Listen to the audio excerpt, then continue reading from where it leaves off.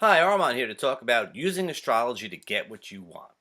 And you're saying to yourself, oh no, Armand, you haven't become one of those astrologers, have you? Someone's going to promise us all the things we can get with astrology, and then, it's just a sort of a big hoax. No, not at all. Of course not.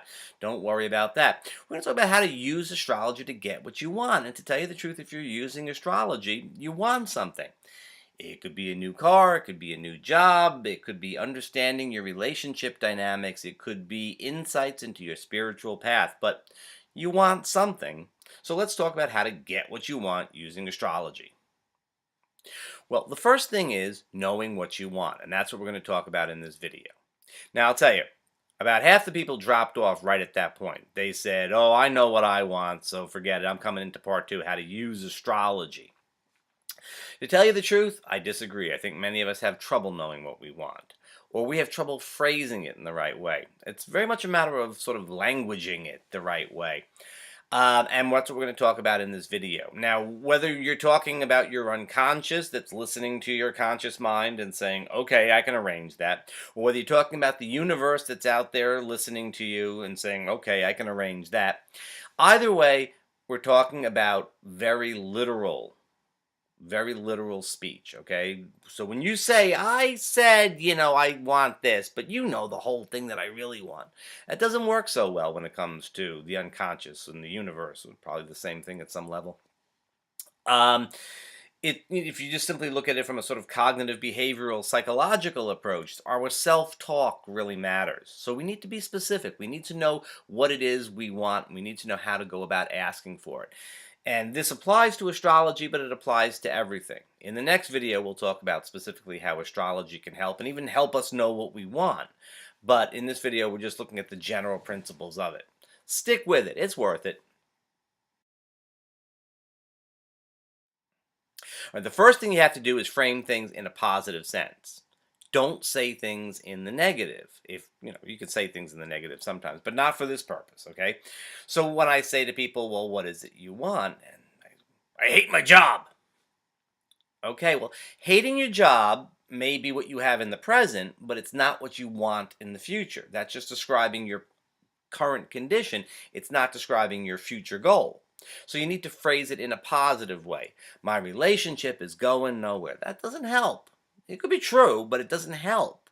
You need to know a way to phrase it so that you're saying things in a positive sense. So we want to get away from saying things in the negative. Understood you're unhappy about some stuff. Completely legitimate, but that's not where we want to put the focus when we're setting our intentions for things. Now, you got to be kind of specific.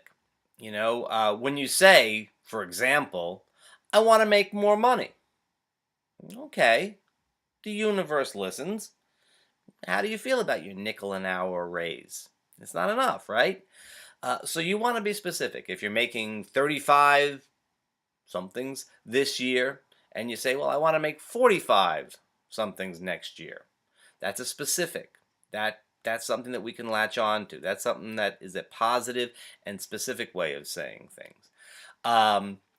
If you say, for example, I want a better relationship, yeah, how much better?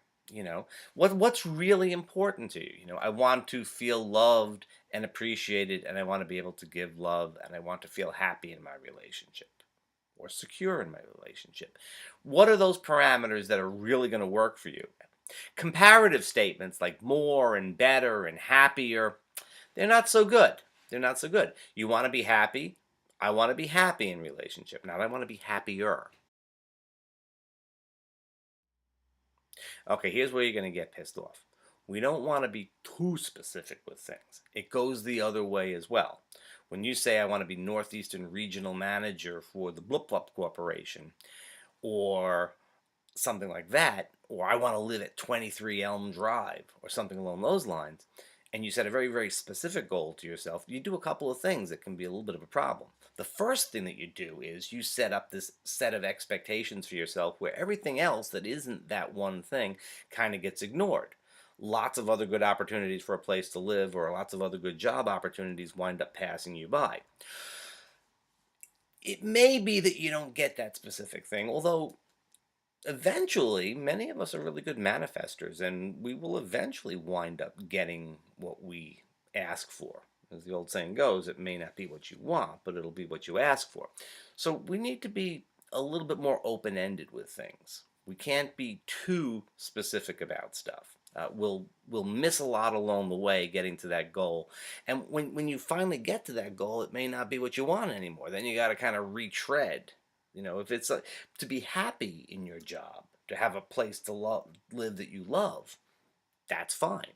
But to be in a specific house, well, the neighborhood could change by the time you get there. So that's not a great idea to be specific.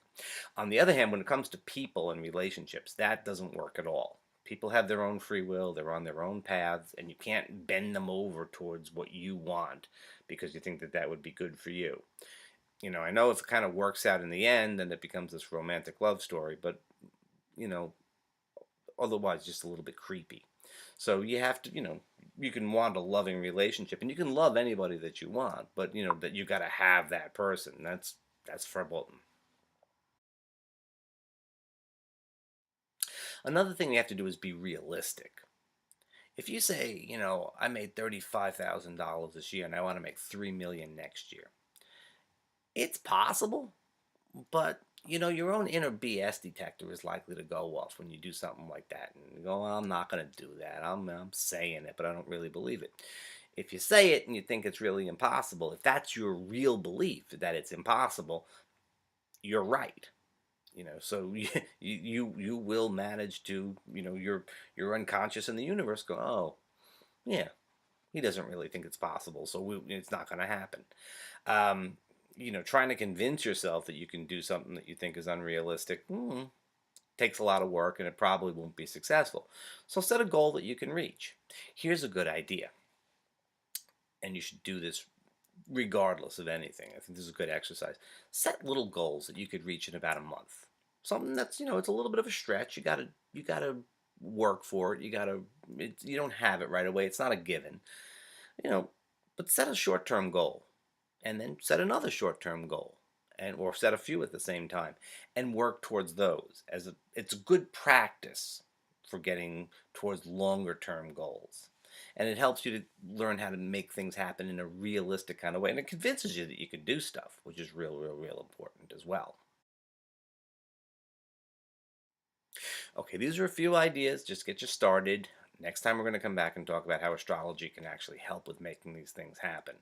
But it's a good idea to start practicing, start thinking about what you want, how to put it into positive terms, be realistic, be specific, but not jammed into a particularly tight spot, and give yourself a few little goals that you can work towards and see how things go.